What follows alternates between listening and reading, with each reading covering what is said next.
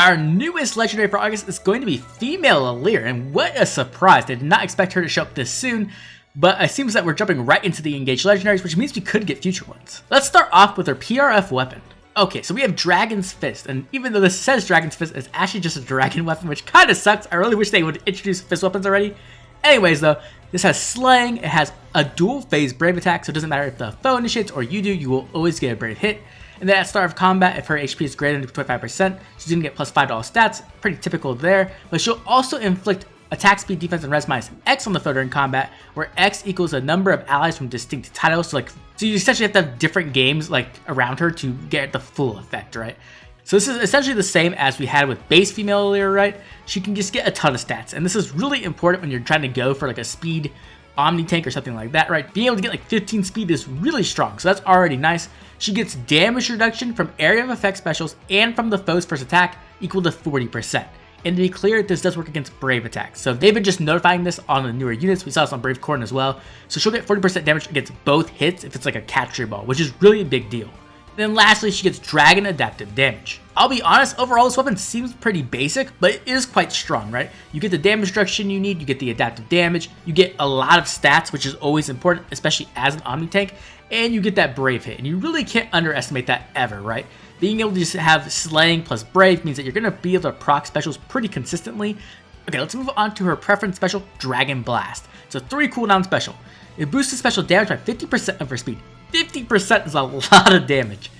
And then also, if she is on a team with her support partner, whenever her or her support partner's specials trigger, they ignore damage reduction, basic damage reduction. It does not work with AoEs though. That is extremely powerful. Essentially what this does is that means that Alear herself can get past damage reduction, but she can also offer that support to her support partners, which is just ridiculous, right? Because that means that you can open up your B slot on your nuke for other things. You don't have to run something like Special Spiral 4, or Magic No Follow-Up, or Physical No Follow-Up, or whatever, right? That's extremely powerful support. And it doesn't seem to have an exact range either, which means that you just have to have Alear on your team, which is kind of ridiculous. And if that wasn't enough though, if she's within 3 spaces of her support partner, and either her or her foe special is ready or triggered during combat, she gets to reduce damage from the foe's next attack by 40%. So this is essentially like an armored flow or an armored beacon effect, right? You get non-pierceable damage reduction in your special.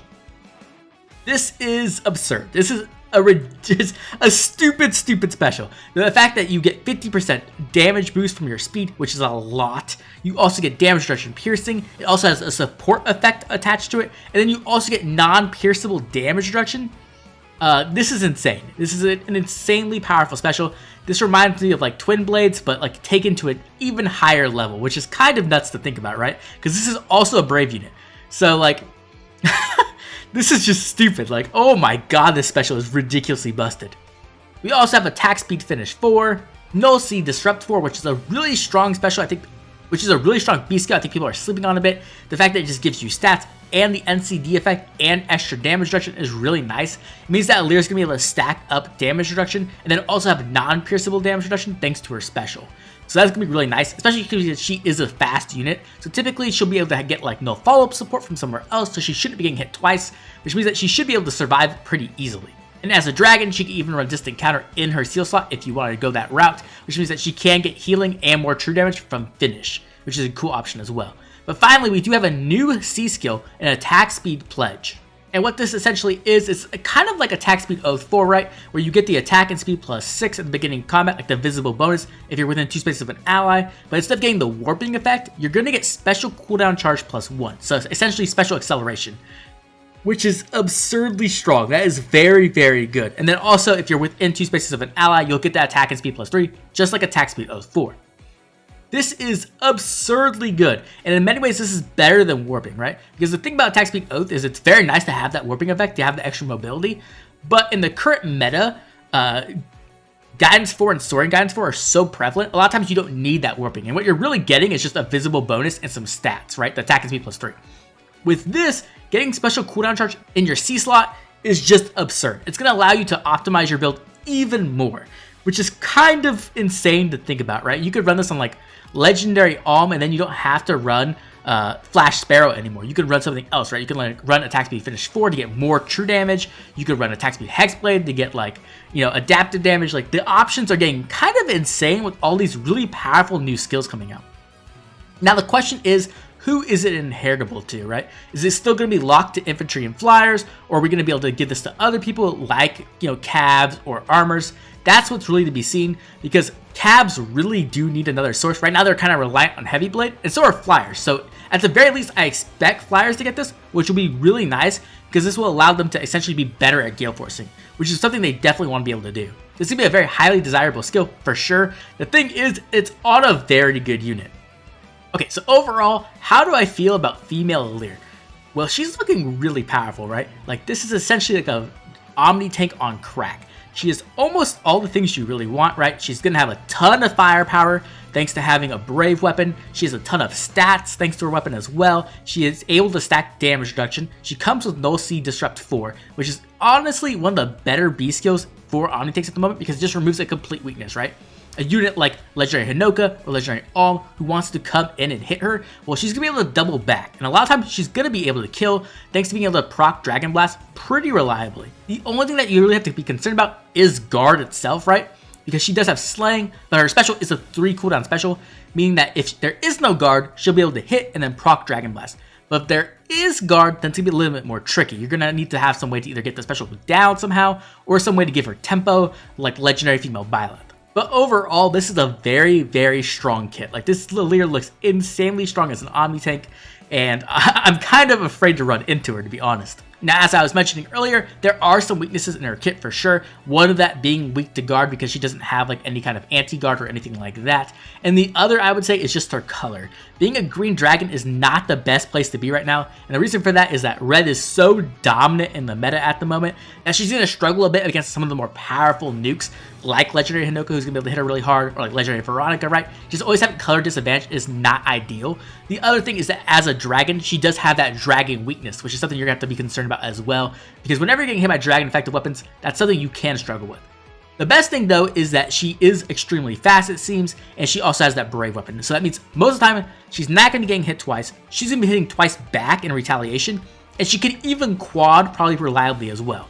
And as an infantry unit, she has easy access to no follow-up, which means that she can deny doubles, and she can make sure that she's getting off her quads as long as she survives, right? So when it comes to roles, what does Alear want to do really? Obviously, female Alear, her main role is going to be an OMNITANK. That's her #1 role she wants to do. But she also has some sub-roles she can fulfill as well, like a nuke, right? She has a brave weapon, she has a special that can pierce damage reduction with 50% boosted from her speed. So she's going to hit really, really hard. So you definitely can't underestimate this unit when she runs into you and just smashes you and probably destroys you, to be honest. And then the other minor role she has is as a support, right? She offers that ability to pierce damage reduction to her support partner globally on the map, which is really, really strong. And so I think that female Alear is just going to be a fantastic unit. So when it comes to game modes, where is she going to do well at? I think she's going to be top tier in Aether Raid's offense, right? As an OMNITANK, she's going to do extremely well there. The cool thing is, as a dragon, she also fulfills that role for Legendary Eliwood, so she's going to be able to just get bonus double really easily. Obviously, you could use her with something like Legendary Robin when Earth and Fire Season collide. Honestly, she has a lot of overlap with Altina, with the Brave Weapon, with the Pierceable DR Special. But the best part is that she doesn't have a lot of the weaknesses that Altina has, which is like, you know, swoop effects and stuff like that. And she's also infantry, which means she has access to the best skills available. And then depending on how much speed you want to stack, you could even put like distant attack speed solo in her A slot, and then run a seal that gives more speed so she can have like top speed.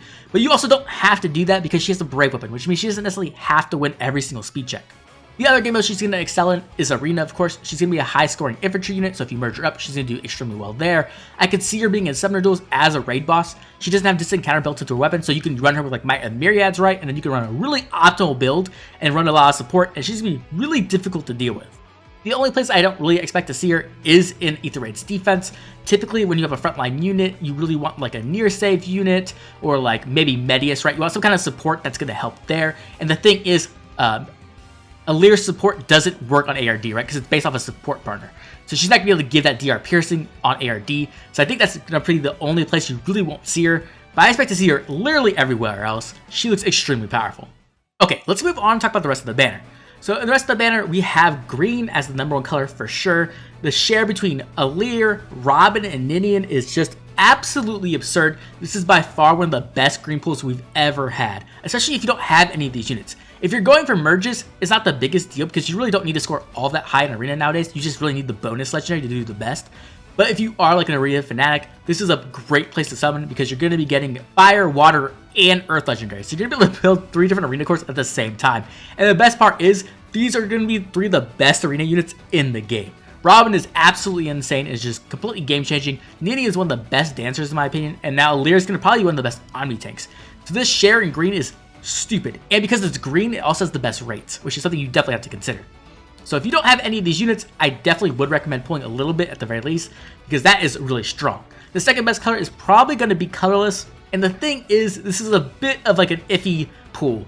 You have Tana, who is just absurd, right? She has Guidance 4. It's one of the most dominant skills in the entire game right now.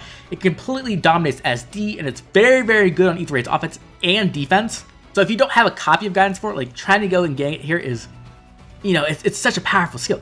The problem is that she's sharing with Rhea and Ashera. Now, I love Ashera. Ashera's an amazing character, but as an Astra Mythic, she just is probably one of the weakest, if not the weakest, like Mythic. Maybe like a little bit above Naga at the most. So like, it's not really the best share there. And then when it comes to Rhea, Rhea is a very good OMNITANK, but if you don't really, like, if you don't have invested Rhea or you don't want to invest in Rhea, she's just not the best pool. You are getting Scowl, which is really, really nice fodder if you're trying to build up dragons, but other than that, it's just not the best. Really what you want is Tana. So colorless is a bit iffy, especially because the rates for colorless are pretty bad. So if you're trying to go for Guidance 4, that is an option. The other thing I have to really bring up is that Gatekeeper will be getting his Refine in like a week or like a little bit more than a week, which means that it's possible that he gets like an absurd Refine and then all of a sudden like warping is just turned off, right? And if that's the case, Guidance 4 and Soaring Guidance value is going to go down. So you might want to wait to see Gatekeeper's Refine before you pull here, because it could cost you a lot of orbs and then it could lose value in a week. So that's just something to consider. After colors, I'm going to put red. Red is a pretty solid color here, right? You're getting Emblem, who's a great Dark Mythic unit. She can also be used in SD, though she is a bit niche. She's pretty much just there to turn off saves, and she doesn't really do much combat. She kind of does the same thing in ARD as well, where she's really just there to apply the anti-save and the feud effect, like kind of turning off supports. But then you have Lucia, who's like one of the best OMNITANKs in the game, especially with the introduction of Gambit 4, which just has made her so much stronger and so much unfair. And then you have Cyrene, who is like not really great at anything. She's not a bad unit by any means, but her fodder isn't that good. And if you're not like a big Cyrene fan, there's just other better red flyers in my opinion. So red is solid, but it's not like insane value, right? You're not really getting merges on offense mythics or legendaries, so it's not like the best color to pull in, though it could be good. And then lastly, you have blue, and I think blue's kind of not the best, right? You have Legendary Faye, who's just not that good of a legendary. She does score well, which is something, but other than that, there's not much to talk about. This stands as good fodder, but not like amazing top tier. You also have Not, who is a solid dark legendary, but she's not really meta at the moment. Not many people are playing like really offensive ARD teams. Typically, you want something like Medius instead. And then lastly, you have Anankos. Anankos is a very good near and far save, but you need to invest into him, right? He's a speedy near save and far save, meaning once he gets outspeed, he's in trouble. So if you're not planning to like invest into Anankos, I don't think it's best to pull here. So overall, I'm going to say green, colorless, red, and then blue. Okay, let's move on to the Fire Legendary tier list, and this is going to be an interesting one because it's going to be pretty difficult to place Alear in one spot. Up in S+, we still have Legendary Hinoka, Legendary Shez, and now Legendary Celica moving up as well. Then underneath that in S tier, we have like Atri, who is pretty solid in Arena, but has kind of fallen off in other game modes. We have Legendary Elgard, who got a really solid Refine and Remix, and then Legendary Lilina, who is situationally really strong. Then in A tier, we have some of our like middling fire legendaries who can be good in the right situations, but really need a ton of support, like Legendary Roy, Legendary Marth, and Legendary Xander, who is just keep falling in value in my opinion. He's not even the best like axe cav in the game, which really sucks because it's like been like almost a year since his release, and he's just not, he just doesn't do all that much. And then down in B tier, we have Legendary Hector and Legendary Ephraim, who are both actually very solid units, but they are definitely showing some of their age. So when it comes to Legendary Alear, she's definitely going to go up into S+ tier. It's kind of questionable where you put her at though. I don't think she's better than Legendary Hinoka just because Hinoka offers so much support and firepower, which is really good. It makes her a lot more usable on a ton of different teams and strategies. I think that I'd put Alear like either above Shez or right below Shez. She's going to be one of the best OMNITANKs in the game, like just hands down, I think. But I do think she'll be a little bit limited in which game modes she can show up in, right? Her best game mode is going to be Aetherite's offense, but because she's a fire legendary, she can only be used in fire season to score optimally. And when it comes to SD, you're really going to want to use her in like Might of the Myriad season, probably. Maybe I'm wrong and she's just so broken that you can use her whenever season, but typically it's in Might of the Myriad season. So for right now, I'm going to put her like right below Shez, but I think she's just a top tier unit. Like I really don't want to like underestimate Alear. She looks really, really powerful. The only thing I have against her is her color, right? Green is just not a good color at the moment, but even so, because her kit is so busted, I think she's going to be amazing. Okay, let's move on to the final topic of the video. Should you pull? When it comes to pros, we have one of the best green shares that's ever been introduced on Legendary or Mythic banner. Like this is just absurd value, right? You're getting 3 extremely powerful units, and I assume will all be meta, right? We know Legendary Robin is like one of the most meta units in the entire game. Ninian is one of the best dancers in the game, and I assume Legendary Alear will be one of the best OMNITANKs in the game. So you're just getting extreme value from pulling green, which is always really nice. Alear has amazing fodder too, like attack speed pledge is so ridiculously good. That's definitely going to want to be used on a lot of different nukes and other like OMNITANKs who need special cooldown plus, right? You can use it for like godlike reflexes, which is something really big as well. You also have the option for pulling Guidance 4, and then you can't forget Rearm Tonic can also do skill duplication, which is really good as well. And then lastly, we have Solid Red Share, which is pretty nice, though Cyrene kind of makes it a little bit less value. When it comes to cons, Colorless is just like kind of rough, right? You have like a really, really, really valuable unit, and then you have 2 that are good but not amazing. The blue share isn't that great in my opinion, it's pretty bad, and you can't forget that there are other banners currently summonable right now, like Hero Fest, Choose Your Legends. We'll also be getting a new Heroes banner soon, which could have a new rearmed hero, or even a new Ascended hero as well. And then lastly, there's the Halloween banner, which is always a lot of fun. So my final advice for this banner is to wait. We have about 2 weeks for this banner to be up, which should be enough time to see the Choose Your Legends refines. And the Choose Your Legends refines are typically very, very meta impactful. So I think it's a good time to wait for that, see what's going on there, and then see if any of these units get nerfed or anything like that before you pull. Once you have that information, I would definitely recommend pulling on green a little bit, especially if you don't have Robin or Ninian. They are just fantastic units. You definitely wouldn't mind having at least 1 copy of them. And then if you're a Fae Pass user, like going here and using a Spark is just a no-brainer in my opinion. You're going to get absolute value. Even if you only get 1 5-star from the Spark itself, you're going to get a very, very good 5-star, which is always really nice. Okay, and with that, that is going to be my coverage of the Legendary Alear banner. Honestly, quite a surprise, and I'd love to hear from you. What do you think? Do you think this was a little bit early for an Engaged Legendary, or is this just the perfect timing? And how do you feel about female Alear being our first Engaged Legendary? I'd love to hear about it, so make sure to drop a comment down below letting me know. As always, I'd like to thank all my members for their constant support, and if you enjoyed the video, like, subscribe. This has been Oblivion. I'll catch you all later.